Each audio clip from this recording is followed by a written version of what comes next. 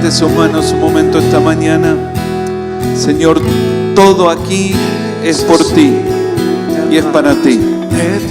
Vinimos aquí esta mañana y ayer y anteayer por ti, Señor. Tú eres la razón de todo, tú eres el centro de todo. Alce sus manos un momento a Dios esta mañana.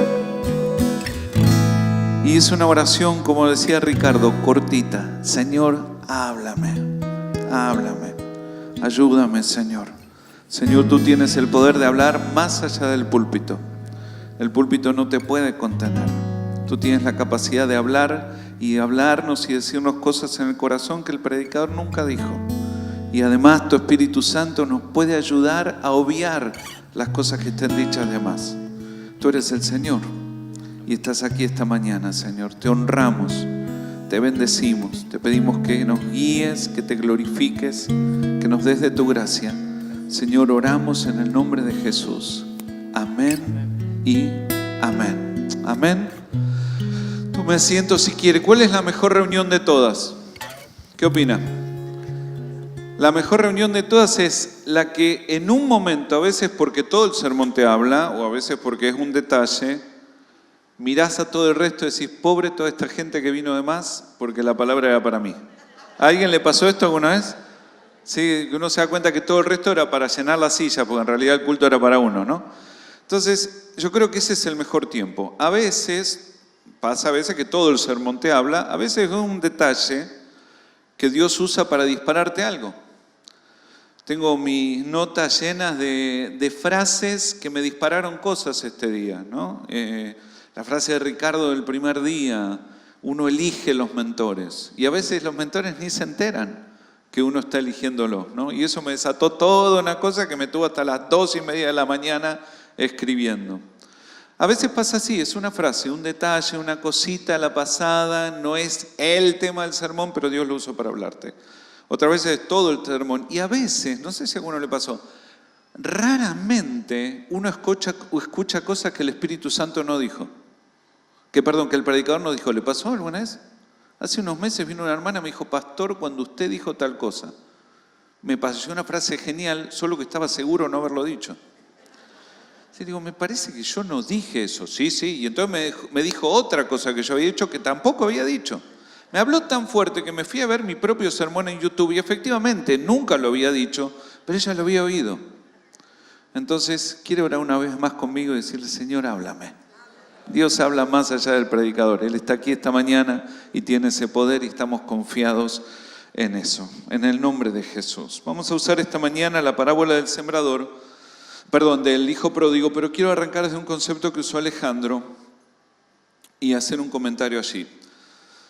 Todos los materiales de estos días van a estar en el canal de la Asociación Nacional de Pastores Bautistas. Van a estar en el canal de YouTube. Usted los va a ir, no sé si vamos a llegar esta semana, pero la otra usted los va a tener gratis, accesible, los puede ver ahí, descargarlo. Para los que estaban preguntando cómo compro tal o cual cosa, no hace falta, usted lo va a tener gratis allí.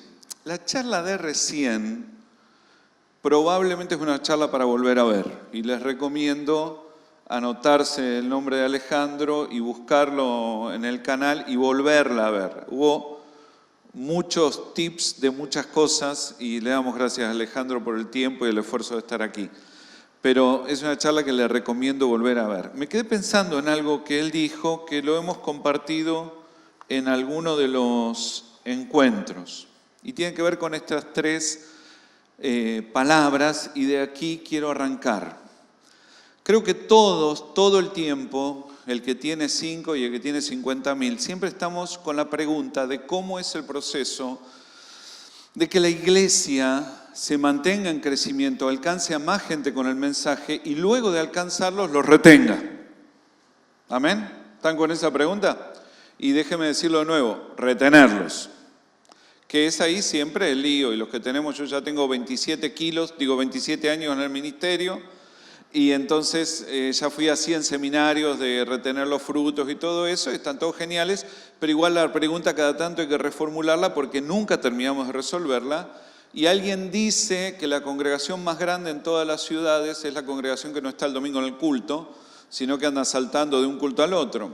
Es probable, no tengo dudas que en Capital Federal es así, aunque yo no soy de Capital, gracias a Dios, pero no tengo dudas que en Capital Federal es así, y creo que en otras ciudades del país también es así.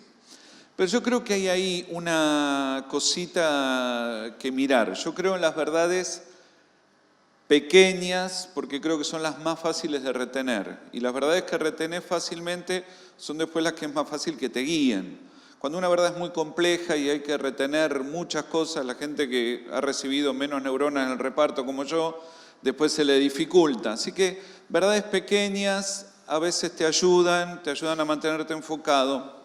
Entonces yo creo que todo el tema de organización y dinámica de la iglesia está marcado por estas tres palabras. Visión, la cual lleva un sistema para arrancar. Y de esto sabemos, ¿no? Porque hemos escuchado mil cosas. La importancia de tener una visión. La palabra visión quiere decir ver antes, como un viaje. ¿Cuántos dicen en el nombre de Jesús me voy a ir de vacaciones, Dios me va a ayudar? Amén. ¿Cuántos lo declaran con fe? No sé dónde, pero yo me voy de vacaciones, ¿sí? Entonces, cuando usted organiza un viaje, ¿qué es lo primero que elige? El destino, ¿no? Y el destino te guía. Uno dice, voy allá, voy a la costa. Para los que van a la costa bonaerense, en algún momento van a terminar en la Ruta 2. Entonces, el asunto con la visión es ese, es elegir a dónde voy. Saco una foto de mañana, trato de ver antes, me imagino, le saco una foto al día de mañana y entonces desarrollo una visión. Y cuando la visión está clara, te ordena las cosas. Por ejemplo, cuando yo tengo claro dónde voy, se define fácilmente por dónde voy. Si voy a la costa, en algún momento voy a terminar en la Ruta 2 o en la Ruta 11. No importa de qué lado del país venga, voy a terminar en una de las dos. ¿Me gusta la Ruta 2? No importa si me gusta, es la que me lleva. Entonces la respuesta, si tengo que transitar por algunos lugares, estaba pensando en algunas cosas que dijo Marcelo Díaz, la respuesta, si yo tengo que ir por algunos lugares, bueno, tiene que ver con esto. Hay algunas rutas que no están buenas, pero son las que te llevan a donde Dios te encargó. Y ahí se acabó la discusión. Yo digo, yo no tengo ganas de hacer tal o cual cosa, no tengo ganas de ir por tal o cual lado. Bueno, pero resulta que esa dinámica es la que me lleva a la visión que Dios me dio. Y entonces habrá que recorrerla. Por supuesto, esquivemos los pozos, tratemos de no romper el auto, etcétera, etcétera. Pero es todo tan simple como eso. Si voy a la costa y para los que vinimos del sur, llegar a Rosario es por la 9. No, pero hay mucho camino. Es la 9.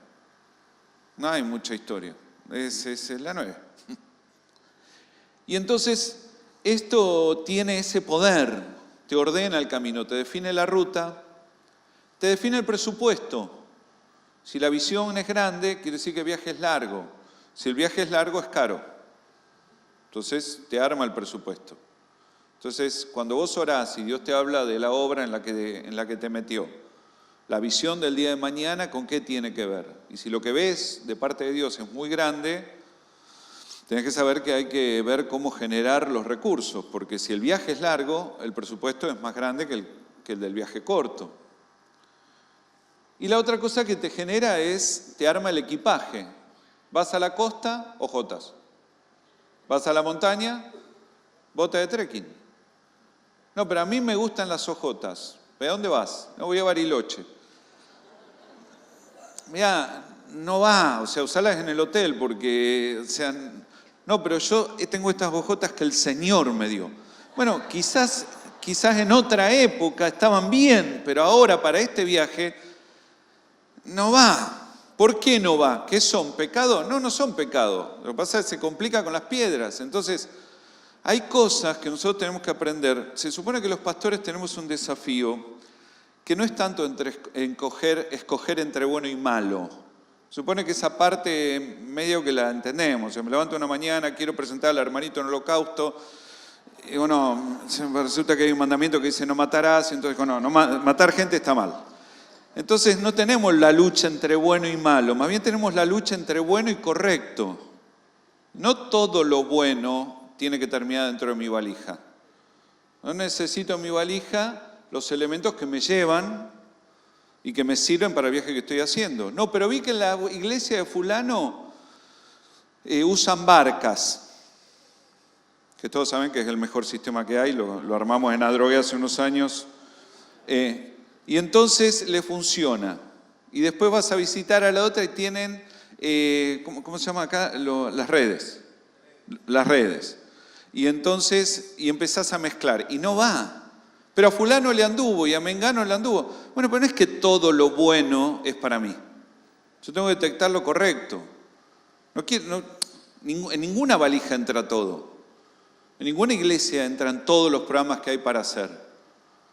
En ninguna congregación puede abarcar todo. Entonces, ¿qué voy a tomar? Y voy a poner en mi valija lo que me sirve para el viaje que estoy haciendo. Ese es el poder de la visión. La visión manda. ¿Quiere decirlo conmigo esta mañana? La visión manda. Entonces, no es el tema que voy a hablar ahora, pero como un detalle. Deje que esto mande. La visión se supone que tiene que generar un sistema, que es lo que hablábamos recién. La visión vino del cielo, trate de no tocarla, a menos que Dios se la reemplace claramente. Entonces, la visión deje que mande, respétela, cuídela, se supone que vino del corazón de Dios, entonces usted cuídela. El sistema es nuestro. Aunque Dios nos haya ayudado cuando lo generamos, el sistema lo gestamos nosotros. Y el sistema lo corregiremos todas las veces que haga falta con tal de que me lleve mejor y más rápido a la visión. Acá hay mucha confusión. Yo escucho mucha gente seguidora.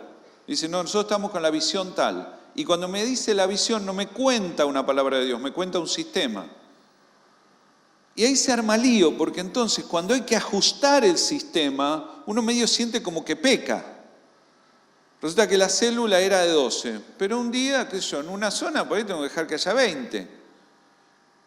No, pero debo estar en pecado, porque son 12. Qué sé yo, por ahí tratá de apuntarla a 12, pero por ahí hay lugares que no te sale 12. Y el tipo que juntó 7, se le voló la paloma, o sea, no tiene la unción, ¿qué le pasa? No, bueno, por ahí le da para 7. Si para mí la visión de Dios es un sistema, cuando tengo que acomodar el sistema, entre otras cosas, tengo líos espirituales. Lo que viene del cielo es esto. Y esto trate que sirva para cumplir la visión. Y desde mi perspectiva, le recomiendo que lo acomode todas las veces que haga falta, con tal de que el sistema de trabajo, de funcionamiento, lo lleve a donde Dios le encargó. ¿Estamos bien hasta acá?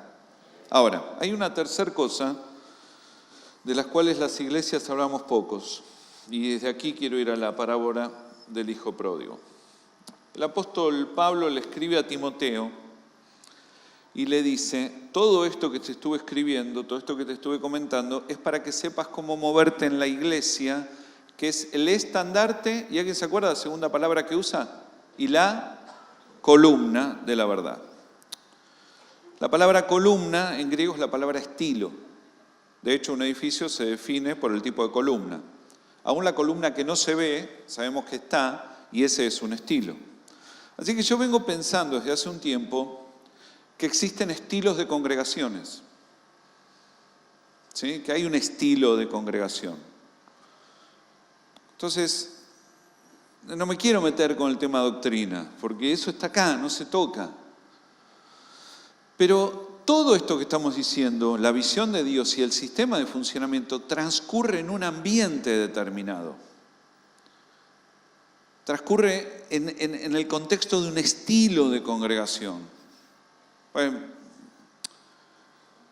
me gusta venir a Redentor. Cuando vengo a Redentor me siento en casa. Ellos tienen un ambiente no informal, pero sí descontracturado. Probablemente la mayoría de los que están acá nunca estuvieron en un culto de Redentor, pero se deben haber dado cuenta con solo entrar aquí que es una iglesia descontracturada. El edificio ya te habla, el café, la manera en que nos atendieron los voluntarios. De paso, le damos gracias a Dios por todo el equipo de voluntarios, ¿no? Y por todo el trabajo impresionante que hizo Redentor estos días. Pastor Daniel, gracias. Y por favor a todos los chicos de adoración, gracias. Podrían haber estado haciendo cualquier otra cosa. Y aparte sé que pusieron un montón de plata. Dios les va a recompensar porque lo que es nosotros no les vamos a dar un mango. Pero Un ambiente. Las cosas transcurren en un ambiente, en un clima que tiene que ver con eso. ¿Estamos bien hasta acá? Ahora, la gente se queda en una congregación o se va más que nada por eso. Una persona se queda en una congregación más por el ambiente que por ninguna otra cosa. Es lo que hace que alguien venga a un culto y se sienta bien. Una persona vuelve, una persona nueva, aceptó a Cristo en el sábado, vino el domingo al culto, aceptó a Cristo en el culto, como sea. Una persona vino el domingo pasado al primer culto y volverá al siguiente si se sintió bien. No entiende nada todavía de la visión, no sabe qué es lo que le hablamos, que es la célula, que el 12 por 12, que los 144.000, no entiende nada de todo eso. Pero va a volver si se sintió bien, si el ambiente lo acogió, lo abrazó. Si cuando estuvo en el culto se sintió que quizás por ahí a lo mejor tal vez ese lugar podía ser su casa.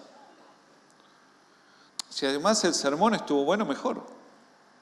Si además la alabanza fue una bendición, pero por supuesto, mejor. Pero toda una cantidad de elementos en el culto, fundamentalmente la presencia de Dios, va a hacer que la persona cuando salga para su casa haga una cuenta muy sencilla, muy poco racional, no la va a elaborar mucho, no la va a pensar mucho. Simplemente se va a sentar en el auto, va a subir al colectivo, va a agarrar su bicicleta, lo que sea, y lo primero que va a pensar es me sentí bien o no me sentí bien. Y eso, en la mayoría de las personas, es lo que la va a hacer volver el domingo siguiente. O va a hacer que no vuelva el domingo siguiente. Por supuesto, hay variables allí. La lucha espiritual que pueda tener la propia persona y a veces cuestiones de opresión espiritual, etcétera, etcétera. Pero el Espíritu Santo se abrirá camino por encima de cualquier opresión demoníaca si la persona estuvo en un lugar donde al menos un momento se sintió en casa. Y después podrá tener la batalla espiritual que sea en la semana, pero en algún momento el Espíritu Santo va a encontrar el camino y le va a recordar que un ratito el domingo pasado estuvo en un lugar donde ella dijo, esto es estar en casa, acá me siento bien. Esto es lo que retiene la gente. Y esto es lo que hace que alguien se quede. Y hay que trabajar sobre esto. Tenemos que pensar y elaborarlo porque venimos hablando poco y nada de este asunto. Desde la propia conformación del edificio, dentro de nuestros presupuestos, lo que podamos hacer para que algo te haga sentir en casa. Ustedes saben que el que roba una idea es un ladrón, pero el que roba 1000 es un genio. Yo entré al hall, vi la cafetería El Granero y dije, yo voy a hacer una igual, pero mejor, que se llame el Recontra Granero, ¿sí? ¿Y por qué? Porque llegué y me agarraron los voluntarios, me dijeron bienvenido, me sonrieron, me hicieron sentir que me conocían. Mentira, no me conocían, pero igual me sentí bien. Y entonces llegué y el olorcito a café y me senté. Y dije, qué lindo. ¿No le pasó a usted algo parecido? Y entonces, si los mensajes que no te hacen sentir en casa son más que los que te hacen sentir en casa, no volvés. Pero si el mensaje central es, qué lindo, no entendió el sermón, no entendió la doctrina. Justo ese día además predicaste del color de las medias de Melquisedec, la persona no entendió nada, pero va a volver si se sintió bien, el ambiente. Sobre eso hay que trabajar. Ahí hay una pregunta de fondo que absolutamente todos nos hacemos. La persona que recién conoció a Cristo y nosotros los pastores también. Todos queremos estar en casa, absolutamente todos. A todos nos gusta y estamos buscando sentirnos en casa. Los pastores también.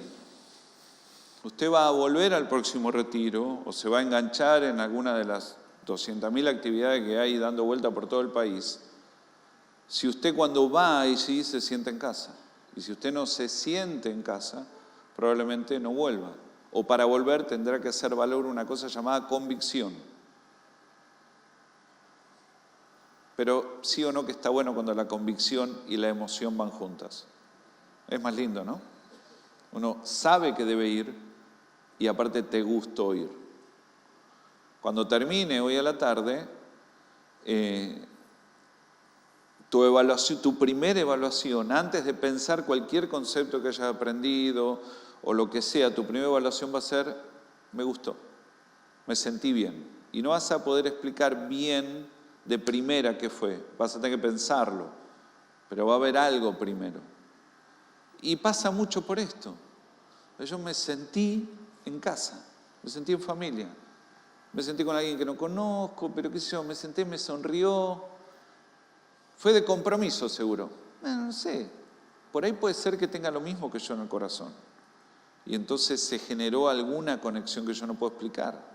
Por ahí bebió del mismo espíritu, quizás se bautizó con el mismo bautismo, y por ahí lo sumergieron en el mismo cuerpo. Y entonces, cuando se sentó al lado mío, si dejó que eso fluya, se provocó una conexión, y eso me hizo sentir en casa. De paso, si tenés a alguien al lado que no sabes cómo se llama, agarré la mano, bendecilo, decirle me llamo, y decirle tu nombre, ¿no?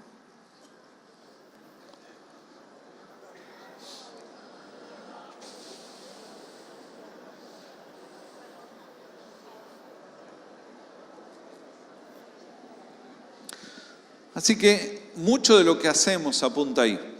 La Santa Cena o Cena del Señor es uno de los elementos fuertes en este. Hace 2 años estaba en una librería hebrea buscando aprender más sobre el concepto de los pactos. Se acercaba Semana Santa, para nosotros en nuestra congregación, toda la Semana Santa es un evento, todo un movimiento, toda una situación. Y entonces la noche de la cena es una de nuestras noches muy especiales. Yo estaba buscando aprender más y dicen, yo no creo que sea verdad, pero me han dicho que, sobre todo si me pongo los anteojos redonditos, parezco judío. Sé que es un chiste y no es verdad, pero me han hecho ese comentario. Entonces, justo ese día estaba con los anteojos redonditos y estaba en medio de una góndola y se me acerca un rabino y me dice, ¿usted de qué comunidad es? Entonces yo le digo, yo soy de la de Adrogué. Me dice, no sabía que había comunidad en Adrogué. Sí, gente, nos juntamos. Me dice, ¿qué está buscando? Le digo, estoy tratando de entender más sobre los pactos. Y el hombre me mira y me dice, ¿usted entiende la diferencia entre los pactos que Dios propone y los pactos que la gente le propone a Dios, no? Me dice, ¿entiende el asunto del pacto? A lo que le respondí hasta hace un momento, creí que lo entendía, pero me estoy dando cuenta que estoy por aprender algo. Entonces el hombre me mira, después charlamos, resultó ser un profesor, un maestro en el seminario y demás. Me mira y me dice, en la Biblia hay 2 pactos, 2 tipos de pactos. Están los pactos que Dios le propone al hombre, donde Dios le dice, andemos en amistad, hace esto, está montado sobre mi fidelidad, yo voy a hacer esto otro. Pero después hay pactos que el hombre le propuso a Dios y que en algún momento Dios los aceptó y simplemente aceptó que estaban y dijo, bueno, ok, acepto la propuesta. Yo creo que lo entendemos, ¿no? Porque no sé usted, pero yo en algunos momentos difíciles, mi esposa estuvo enferma varios años y durante varios meses al borde de la muerte cada día, y entonces muchas veces hice oraciones donde yo propuse pactos. Dije, Señor, extiende tu mano y haz este milagro y te prometo. ¿Hice alguna oración así alguna vez? Una especie de negociación que usted propuso. Bueno, son pactos que proponemos nosotros. Hay a veces un versículo exacto para ese pacto, ese tipo de oración que estamos haciendo, pero sí hay un sentir que está dentro del de Dios. Bueno, este hombre me explicaba que hay algunos en la Biblia que vinieron de un sentir en el corazón y que Dios simplemente los aceptó. Me explicó varios, pero yo que retuve solamente 4 y después de la charla de Alejandro entendí por qué solamente pude retener 4. Retuve estos 4, ¿no? Y entonces retuve que hay 4 pactos. Él, de hecho, me hizo énfasis en estos 4 y me habló del pacto de la sal. Diga conmigo, sal. Me habló del pacto del anillo. ¿Quiere decirlo conmigo, anillo? El pacto de la ojota. Diga conmigo, ojota. Y el pacto de la sangre. Los 4, bueno, el de la sangre más o menos me imaginaba, los otros 3, había 2 que no lo había escuchado en mi vida, y cuando me dijo el de la sal me sonó medio brasilero, pero no tenía acento, entonces me explicó que había una costumbre en Israel. Ustedes saben que en la antigüedad tener sal era tener dinero. Por ejemplo, que tenía sal tenía heladera. Si a usted le sobraba comida, eso se guardaba salándolo, ¿no? Así que la sal era un bien muy, muy fuerte. Entonces me explicó que en Israel había una costumbre que 2 personas, cuando hacían un negocio, si el negocio había sido beneficioso para los 2, al final del negocio intercambiaban 2 bolsitas de sal atadas con un nudito con el color de cada familia. Y el símbolo era, acabamos de hacer un negocio que ha sido una bendición para los 2. Dios estuvo en medio de nosotros y los 2 ganamos. Para que los que les gustan las cosas comerciales, Alejandro y demás, el concepto de win-win los inventaron los judíos hace como 5.000 años. La idea de un buen negocio es que ganemos los 2. Y entonces eso se simbolizaba cambiando bolsita de sal. Si a usted le interesa, anótelo por ahí, después lo busca. Tiene un pasaje sobre eso en Números 18 y 19. Después, si quiere, lo busca. Y entonces estaba ese pacto. No hay un versículo que diga, cuando hagas un negocio con tu hermano, intercambiarás bolsitas de sal. No, fue una costumbre que se hizo en el nombre de Jehová y que en un momento simplemente se volvió costumbre dentro del pueblo de Israel. El concepto era, acá hay provisión. Este negocio lo inspiró Dios y acá los 2 estamos ganando y reconocemos que esta provisión vino porque Jehová está entre nosotros, Él es el proveedor de todas las cosas. Y todo se simbolizaba intercambiando estas bolsitas. ¿Alguien me está entendiendo? Ok, si no, miéntame, a mí me da igual.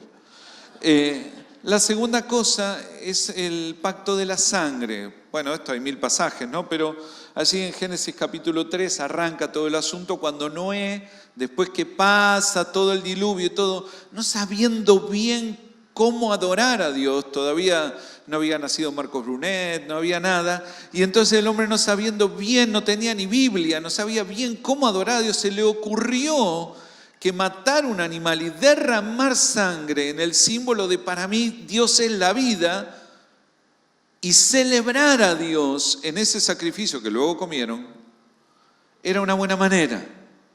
Y entonces, antes de la enseñanza del tabernáculo y antes de las enseñanzas del sacrificio, Dios aceptó que una manera que lo celebren era con un animal del cual se derramaba la sangre. El tercer pacto es súper interesante y es el pacto de la ojota. Ahí en Ruth capítulo 4, en el versículo 7, usted menciona eso. Venía de una tradición, cuando Josué metió a Israel en la tierra prometida y repartió la tierra, a cada tribu que le dio una porción de tierra le dio un par de sandalias.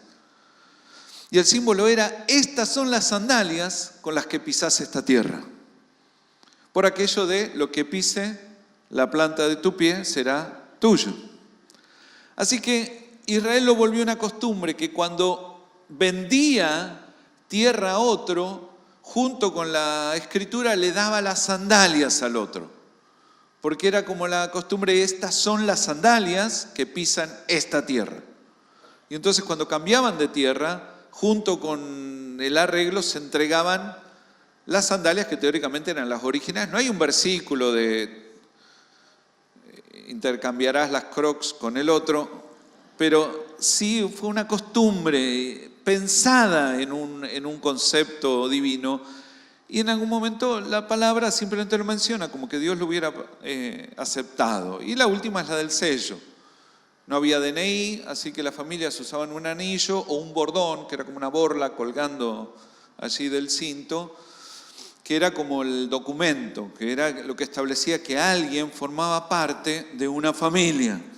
Usted tiene historias como la de Tamar, allí en el capítulo 38 de Génesis, donde es por el bordón que había dejado Judá en su casa que Tamar certifica que el hombre con el que había estado en la catrera era Judá. ¿Se acuerda de esa historia? Bueno, y obedecía eso. Entonces son 4 pactos, no sé si lo quiere decir conmigo. Sal, sangre, ojota y anillo. ¿Está bien? Este hombre me explica todo eso y se me queda mirando y me sonríe. Y entonces se me hizo como un blanco, no sabía qué decirle. Entonces me dice, ¿usted no se da cuenta que está hablando del hijo pródigo? Entonces le digo, pero ¿usted conoce la historia del hijo pródigo? Más vale, me dice. Yo ya le había blanqueado que era pastor y que era cristiano. No son sinónimos pastor y cristiano, ¿sabe, no?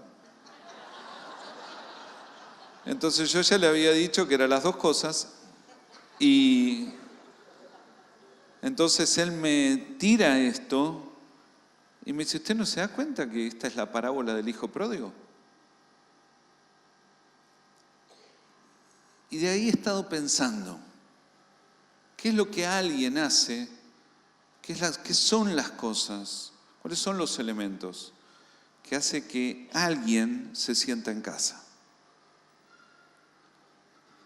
¿Qué son las cosas que si faltan me quiero ir?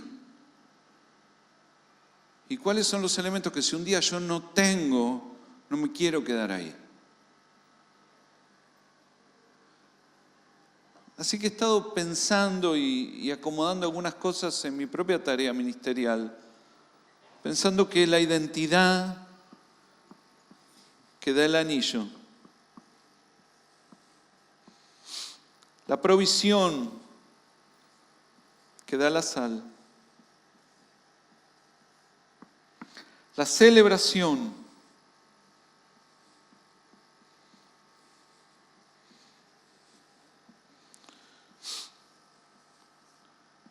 que establece el derramar sangre y la pertenencia en sentidos de herencia que dan las hojotas, son las cosas que cuando están fuertes a mí me hacen sentir en casa.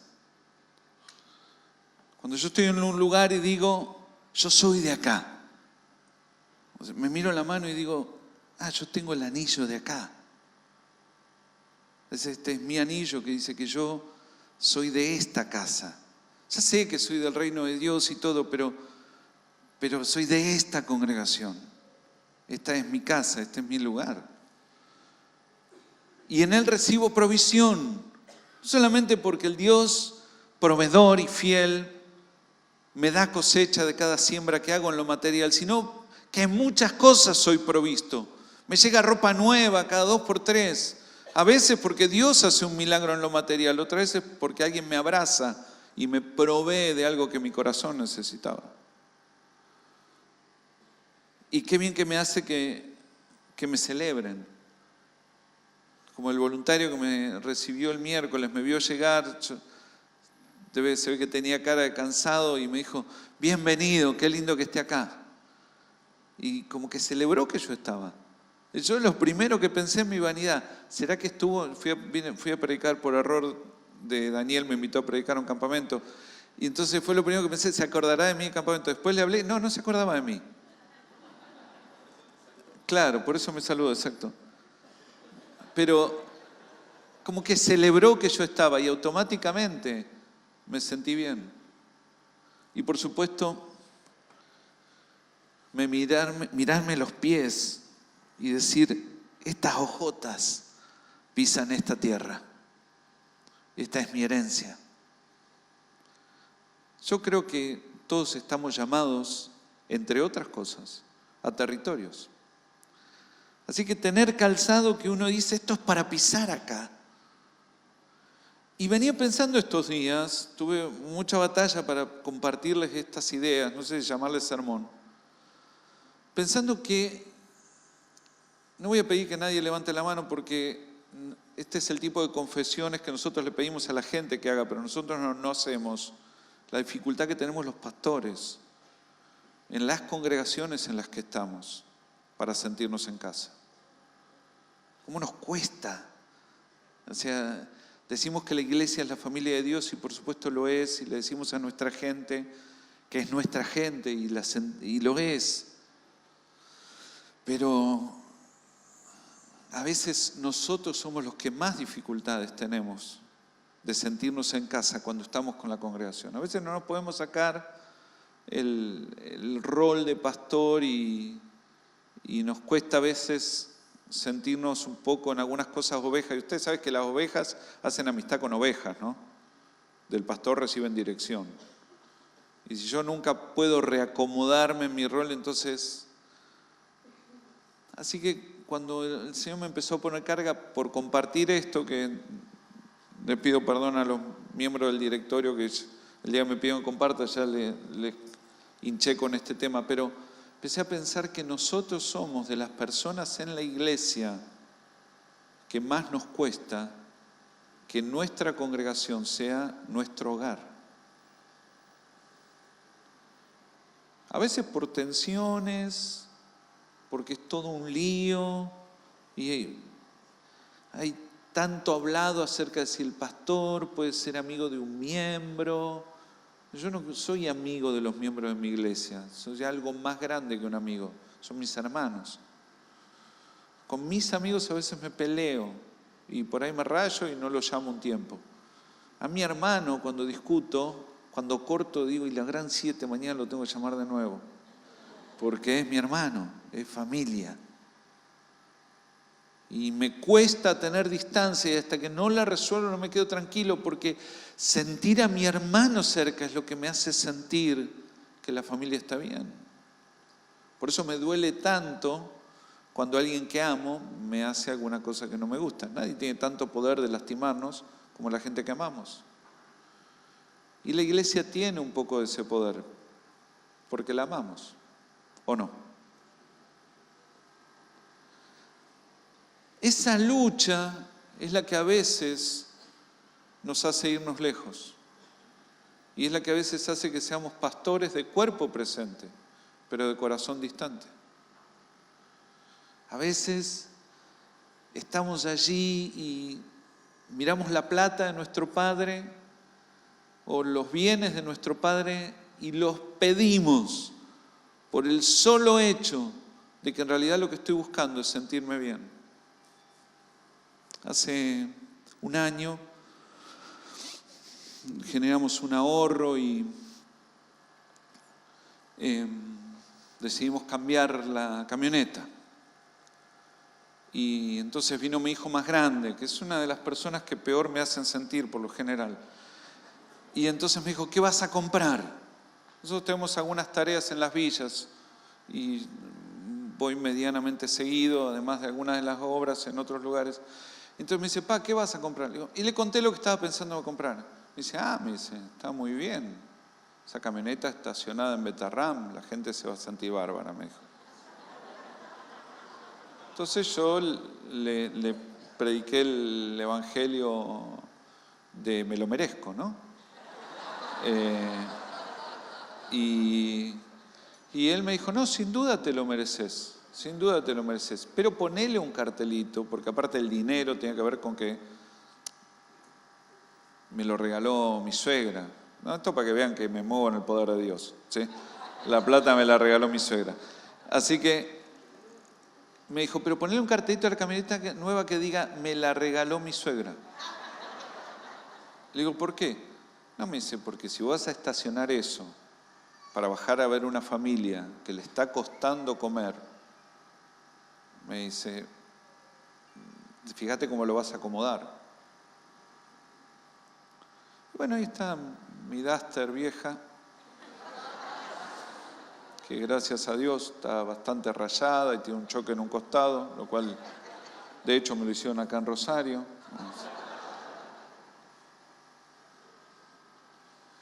Lo que mi hijo me estaba diciendo es, vas a tener que buscar que tus gratificaciones vengan de otro lado.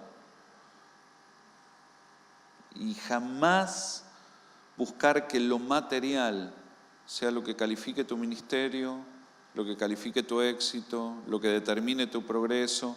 No sos pastor más grande o menos grande por el auto que manejas. Ahora entiéndame, ojalá manejes un Mercedes y lo cambies año por medio. A menos que le sea tropiezo al otro. Porque no sé por qué tengo la sensación de haber leído un libro que decía que si mi libertad les ocasiona al otro de caer, ¿Alguien leyó el mismo libro que yo? Y resulta que parece que si mi libertad al otro le es de tropiezo, hay que revisar cómo la manejo. Yo no estoy diciendo que andes en un Citroën 3CV oxidado, pero yo estoy diciendo que tengas el vehículo que necesitas. ¿Y conocen esa línea donde uno compra lo que necesita y se pasa a comprar lo que lo gratifica? ¿La conocen? ¿Conocen el sentimiento de comprar algo para sentirme bien? ¿Conocen el sentimiento de anhelar el dinero que no tengo? Todos saben, ¿no? Que uno puede amar el dinero que tiene, pero que también se puede amar el dinero que no tiene. ¿Y conocen la sensación de hacer cosas que se pagan con plata para conseguir sentimientos que no tienen valor? En el mismo libro leí que resulta que hay una paz que va por encima de la lógica, que es la que te manda a la cama a dormir feliz. Y resulta que no se compra en ningún lado. Y si vos podés progresar en lo material, hacelo. A mí me parece genial. De hecho, le acabo de contar antes de subir acá a Claudio una idea que tengo para generar un fondo para el casamiento de mis hijos, que tiene que ver con tratar de progresar. Y no hay problema, a menos que lo complique al otro. ¿Y cuándo eso es un conflicto? Cuando yo estoy queriendo que lo material me alegre. Es cuando miro a mi padre y le digo, dame de lo que tenés, para que yo lo gaste como yo quiero, para lo que a mí me gusta. Me saca de casa eso. El querer tener lo que es de mi padre para mi propia alegría me saca de casa. Ahora yo no estoy diciendo acá que ninguno se va a ir a gastarlo ese dinero en una mala vida o en malas mujeres, como es el pasaje de Lucas 15. Pero todos sabemos que hay cosas que no están mal, pero quizás no son correctas para nosotros. ¿Alguien me está entendiendo? Por supuesto estoy hablando del de al lado tuyo y no podés tomarle la mano y orar para que entienda, porque yo sé que vos no lo necesitas, pero el de al lado necesita tu oración. Me saca de casa. Como me saca de casa cuando yo me miro la mano y no veo el anillo, porque tengo la sensación que en algún momento voy a pasar de largo por la congregación que pastoreo. Caminar por la vida de la iglesia sin el anillo que dice que vos sos de ahí es un sentimiento complicado. Y cuando hay cualquier tensión y yo me miro la mano y no hay anillo, lo que mi corazón recibe es, quizás no estás en casa. Por ahí estás un tiempo acá y ya te vas a mudar. Y muchos pastores, yo soy de las últimas generaciones de pastores que recibieron la enseñanza que no había que quedarse en una congregación más de 3 o 4 años, sino que rápidamente había que marchar. Así que nosotros hemos formado generaciones de pastores sin anillo, que por ende tampoco han tenido jota, porque nunca lograron sentir que su tierra era su tierra. Ya sé que la redondez de la tierra es del Señor, pero también la Biblia habla de territorios que son nuestra herencia. Y a veces me saca de casa cuando yo me miro los pies y mi calzado es para, mi sensación es que lo que tengo puesto es para pisar otro lado.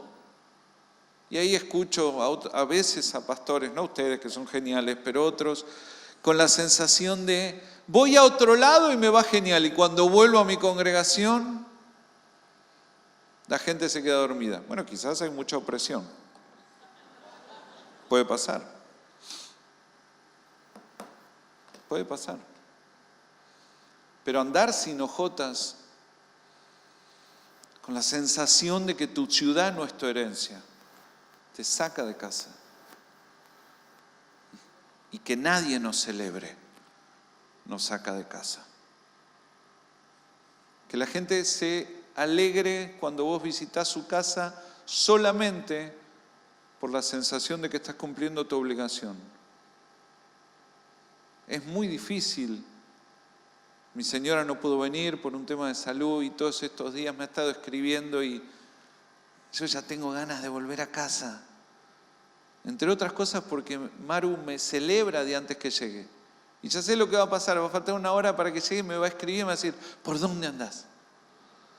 Y cuando llegue me va a abrazar y mi perro Pupu va a estar al lado de ella y ya sé que me va a saltar y yo voy a entrar y me voy a sentir en casa. Sé que Maru cuando llegue hoy me va a celebrar. Y es difícil sentirse en casa si nunca te celebran. Y los que están casados lo saben, porque alguna vuelta hemos vuelto a casa, ¿no? Y abrimos y dijimos, ¡hola! Y nadie contestó. Y había gente, pero nadie dijo nada. Y no es lo mismo que llegar y que te celebren. Y podría ser que existan los pastores pródigos. Pastores que no se sienten en casa. Y que teniendo todo, viven con la sensación de me quiero ir. Porque no estoy en casa.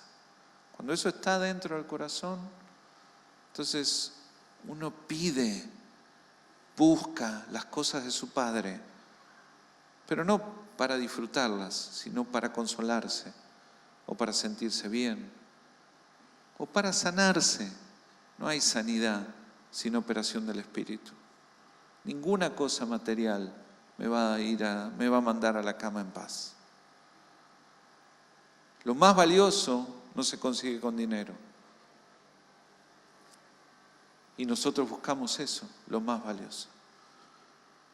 Y cuando yo estoy con todos los patitos en fila, todas las cosas están bien, pero mi corazón adentro no está anclado en el lugar, entonces ahí en el fondo de mi cabeza hay algo por atrás que dice, no estás en casa. Y el que no está en casa se quiere ir. Se quiere ir porque saben que quiere llegar a casa. Y la está buscando. Todos ustedes conocen la historia del pródigo y la deben haber predicado mejor que yo. Y hemos hablado de cómo el pródigo tiene este lío, ¿no? De tenerlo todo y perderlo por no tener resuelto el corazón.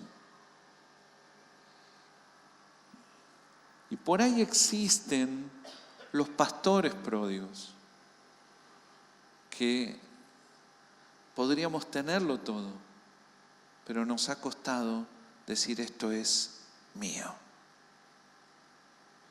¿Alguien me está entendiendo esta mañana?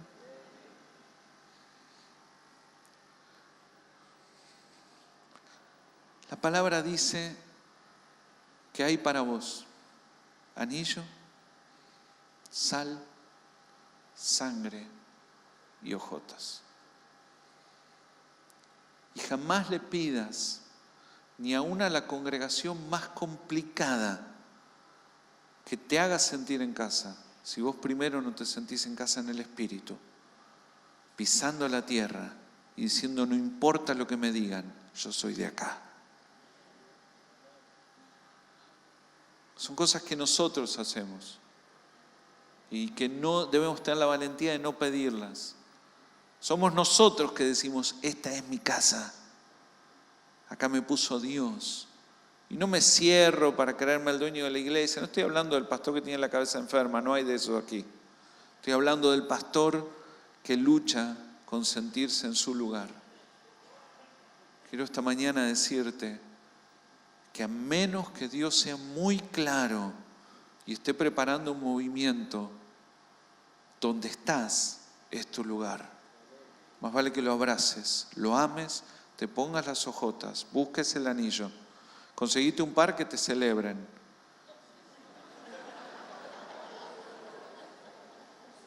Tengo dos viejitas en la primera fila que todo lo que digo me dicen amén.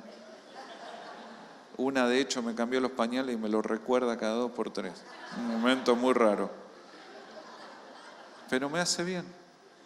Bajo de predicar y si a ella le parece que el sermón estuvo bueno, viene y me abrisa y me vuelve a contar la historia de cuando me cambiaba los pañales y mi mamá oraba que yo sea un siervo de Dios. Ya la conozco perfectamente. Me ha dicho cosas que me han hecho sentir avergonzado cuando, bueno, ustedes se imaginan.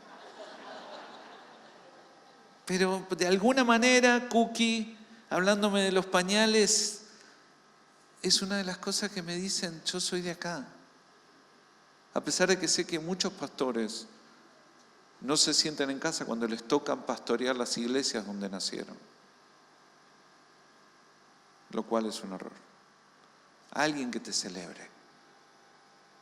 Alguien que te abrace y te dé provisión. A veces material, pero también de la que no se compra con plata. Mi grupo más cercano de líderes esta mañana el celular: pastor, estoy orando por usted, que Dios lo guarde. Me dieron 14 palabras, ninguna coincidía con el sermón, pero ¿qué pensé yo? Esta gente se levantó y pensó en mí y oró por mí, me amaron. Y por ahí, si esto está más o menos bueno, por ahí son ellos, no yo. Y entonces, aunque estoy acá, algo en mi corazón me dijo: allá está mi casa. Ellos son mi familia.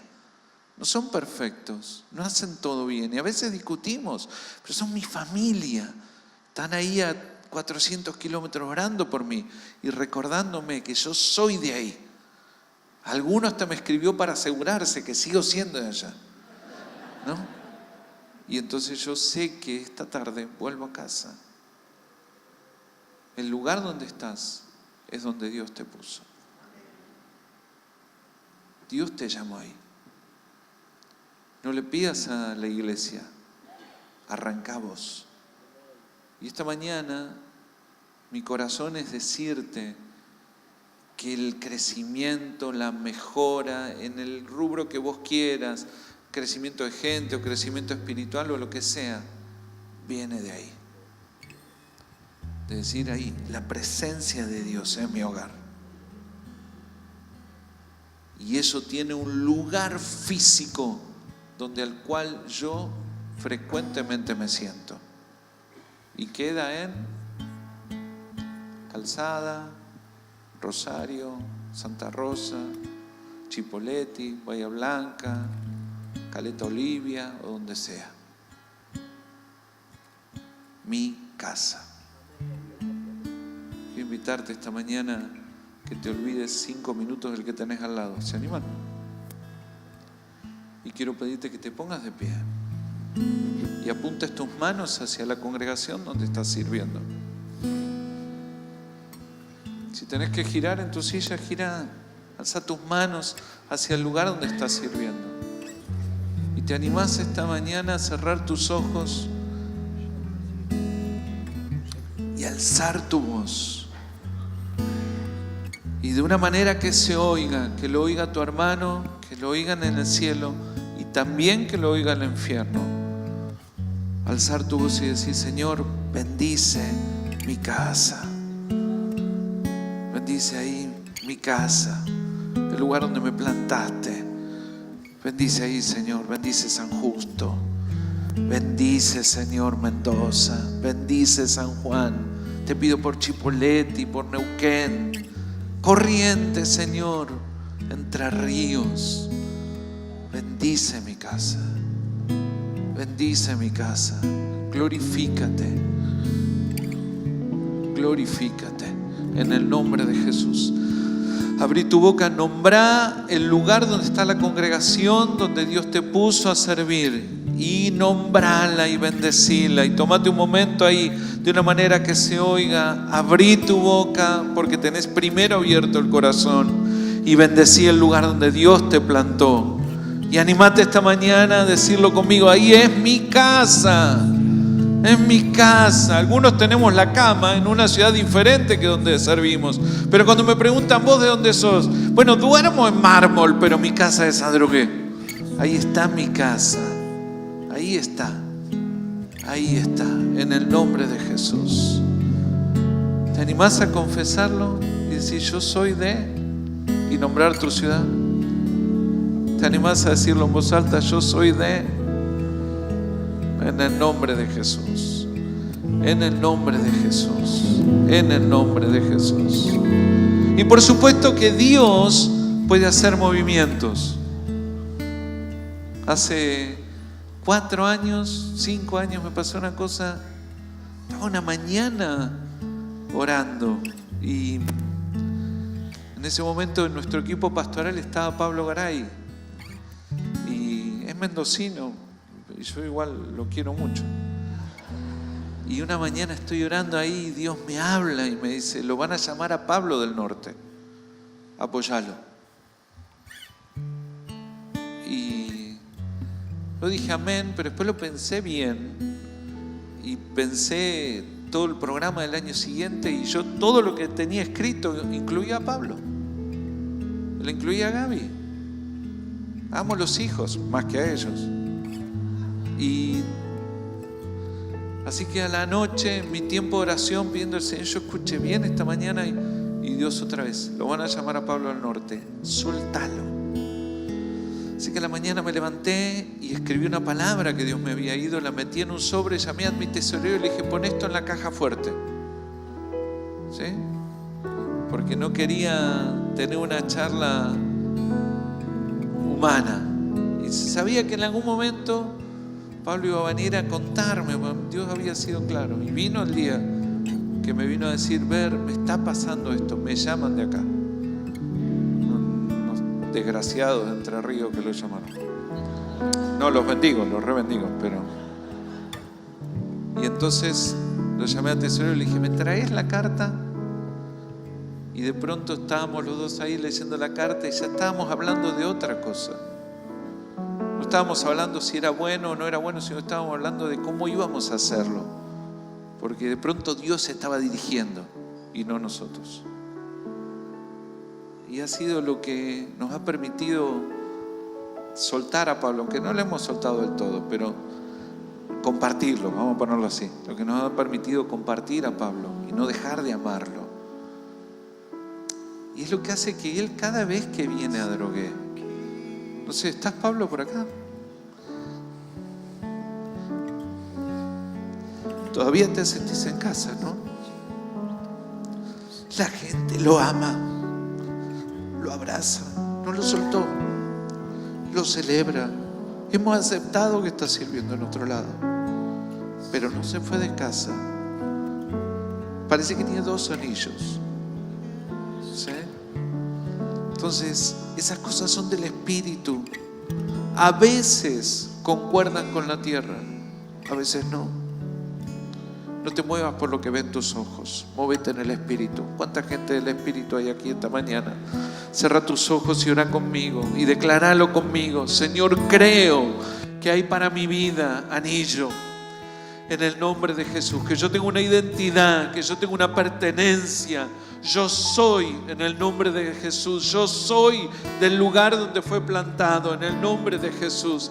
Y decilo conmigo: tengo un anillo en el corazón que dice que Rafaela, que Bahía, que Chivilcoy, que Pringles es mi casa, en el nombre de Jesús. Y no estoy queriendo ir a otro lado, porque yo tengo anillo, yo tengo casa, en el nombre de Jesús. Y me miro los pies y me doy cuenta que tengo el calzado para pisar esa tierra. ¿Alguien se anima a confesarlo y alzar la voz y decir: Señor, dame, y nombrar tu ciudad? Dame, Señor, dame la ciudad de Buenos Aires, dame Córdoba, dame Trelew, dame Plotier, y dámelo todo, porque yo uso calzado para pisar ese lugar. Y cada vez que lo piso en tu nombre y gano 1 metro más, se me refuerza más. Estoy en casa, en el nombre de Jesús, en el nombre de Jesús. Y doy gracias por los que me celebran. Doy gracias por cada asado, cada gota de sangre derramada de cada animal, celebrando que soy de ahí. Y Señor, los honro. Y algunos no me celebran, pero igual son de mi casa, en el nombre de Jesús. Igual formo parte de ahí. Y Señor, declaro que para mi vida hay provisión en el lugar donde fue plantado.